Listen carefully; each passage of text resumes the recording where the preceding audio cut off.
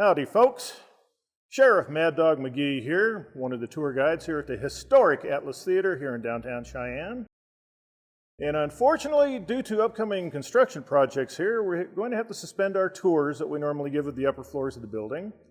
But rather than have you folks miss out on that for the next 9 months or so, we thought we'd do a virtual tour so at least you can still see what's going on. But first, give you a brief history of the property here. The Atlas is actually the third building to stand on this site, the first being a meat market that was lost in the Great Fire of 1870. It was then replaced a few years later by the Delmonico Motel, a European-themed motel and restaurant that, for some reason, didn't last more than 2 years. It was then taken over by a music store and boarding house that, unfortunately, in early September of 1879, in the middle of the night, the building collapsed. So, when the owners of the property decided to rebuild yet again, they decided they were going to build it bigger, badder, stronger, last the test of time. So in 1887, the building was built, and here we are almost 140 years later, she's still here. So, why don't we take you upstairs? Now, when the Atlas first opened, the main floor was a very high-end confectionery shop known as the Ellis Candy Store. All of their goods were produced on site. The upper floors were professional offices, lawyers, and whatnot. And in 1907, they decided to add the theater onto the back of the building, opening in 1908, for the sole purpose of bringing vaudeville here to Cheyenne, as their trains would go through town going coast to coast. Around 1930, as vaudeville started to wane, the Atlas became the Strand Motel, and the theater became a motion picture theater.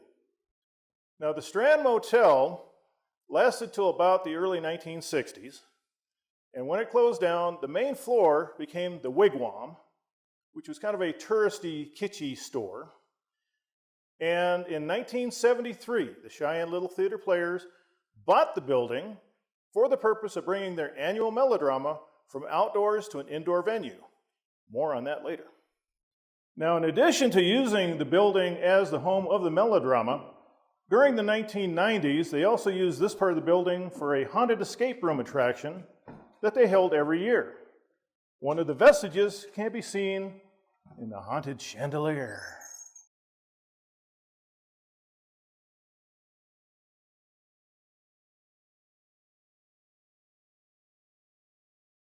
Now, once the haunted attractions were discontinued late in the 1990s, the Little Theater Players decided to use this part of the building to store props and wardrobe, things like that, that because of the upcoming construction project had to be removed. So last year, over several weekends, an army of volunteers, including several folks from F.E. Warren Air Force Base, which we deeply appreciated their help, cleared out everything from the upper floors.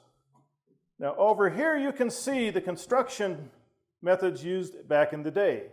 Wood slat with plaster overlay, which is both on the walls and the ceiling, which is why we have to wear hard hats when we're upstairs. We're now up here on the third floor, and behind me you can see the infamous Hole, which was once a bakery here in town, but in 2004 it burnt down. And ever since then, the city has tried to get developers to do something with it, but no takers. Now, the nice thing about our tour is every day, countless people drive by the Hole, but unless you've been on our tour, you can't tell people you've actually seen the Hole. Now, in front of the Hole, you can see the beautiful mural down there that was painted in 2024 by local artist Bria Hammock as a way of showing off the Atlas spirit. And here we have the historic fire door, as when this was the Strand Motel, just outside this room was a fire escape, and this room was used to access the fire escape if there were ever need to do so. But when the Strand closed down in the mid-60s, the city made the owners of the building take the fire escape down because it besmirched the integrity of their downtown. Now, above you can see one of the many transoms that are in the rooms here, again used back in the day for airflow and privacy. And here we have an example of the various wallpaper used in this room. Apparently, back in the day, it was cheaper and easier to just cover up the old stuff and remove it. And they determined there was at least 7 layers of wallpaper in this room.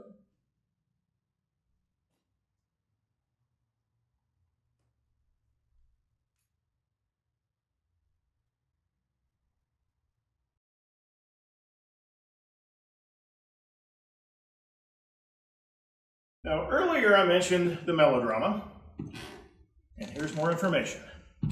Now, back in 2020, during the COVID pandemic, when all the venues were closing down, theaters, bars, Civic Center, CFD, the Cheyenne Little Theater players were faced the same decision.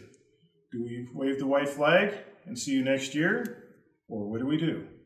Well, because our name, Little Theater, denotes the fact that we are volunteers, that we do this out of the love of theater, we all agreed the show must go on, the show will go on, and the show did go on.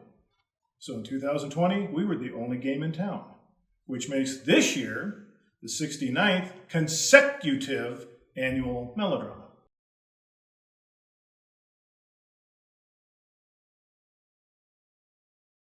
And now we are in the infamous Room 19. Over the years, there have been many paranormal investigations that have taken place here at the Atlas. And for some reason, this room, Room 19, always seems to be a hotspot. There have been EVPs, apparitions, disembodied voices, you name it. Why is that? We don't know, but for some reason, this room is always active. Next up is one of our tour guests' favorite rooms. Now, looking around, it looks like an ordinary room. However, it contains a secret that was hidden for years. Let me show you. If you look in the closet, it looks like a regular closet other than the ugly wallpaper. However, years ago, when a cleaning crew was up here preparing to do our tours, they noticed something about this board here. It was loose. And lo and behold, there's this.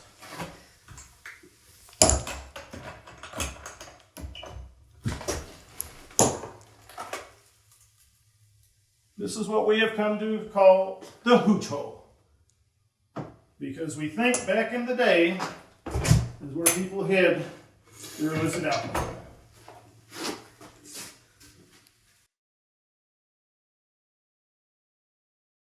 And here you can see perfect example again of the construction used back in the day, squared head nails.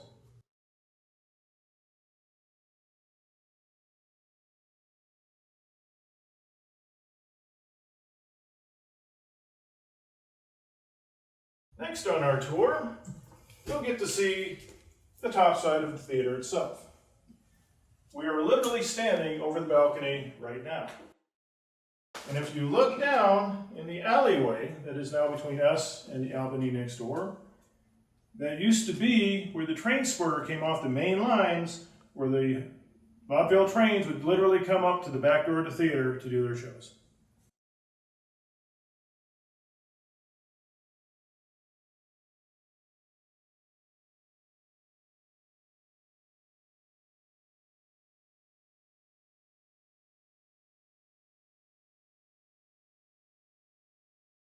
So, as you can see, even though the grand old lady is still standing after almost 140 years, she is definitely showing her age. She's going to need help, and to do so takes funds. And since the Cheyenne Little Theater is a nonprofit volunteer organization, we rely on ticket sales, concessions, grants, and donations. So, would you please help us out? Come see our shows. Maybe float us a few donations. Tell your friends, tell your family, tell your neighbor, tell your coworkers, tell people you don't even like. We don't care. We'll take anybody's money. We'll sell tickets to anybody. So please, come see us, join us. Thank you. If you'd like more information on tickets and the theater itself, please come see us at the CheyenneLittleTheater.org or Friends of the Atlas. We hope you enjoyed this tour. We look forward to seeing you. Thank you.